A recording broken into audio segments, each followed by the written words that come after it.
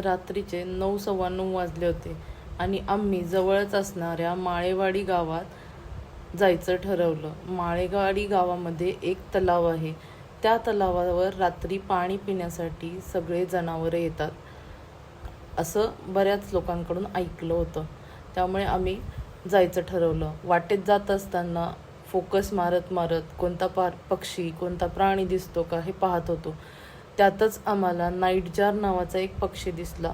या नाईटजार नावाच्या पक्षाचं एक खास असं वैशिष्ट्य की फोकस मारल्यानंतर या पक्षाचे डोळे चमकतात, पण जो व्यक्ती फोकस मारतो त्याच व्यक्तीला तो पक्षी दिसू शकतो.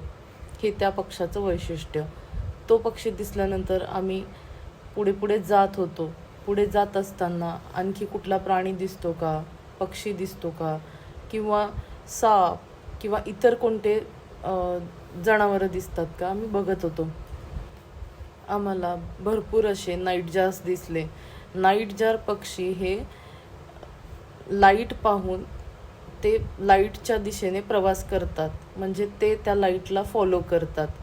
आम्ही पुढे पुढे जात होतो. आम्हाला या सफारीमध्ये किंवा आम्ही जे माळेवाडी गावात जात होतो आम्हाला त्या वाटेवर नाईटजार, रानडुक्कर, तसेच सांबर, आणखी साळींदर असे बरेचसेच प्राणी पाहायला मिळाले.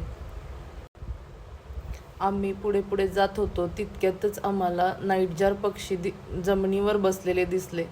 मग त्यांच्या थोडंसं जवळ जाऊन त्यांचा व्हिडिओ घेण्याचा प्रयत्न केला. तुम्ही या व्हिडिओमध्ये पुढे पाहू शकता की नाईटजार पक्षी कसे दिसतात. हे 2 नाईटजार पक्ष्यांची पिलं आहेत. त्यांचा व्हिडिओ शूट करून घेतला आणि आम्ही पुढच्या प्रवासासाठी निघालो.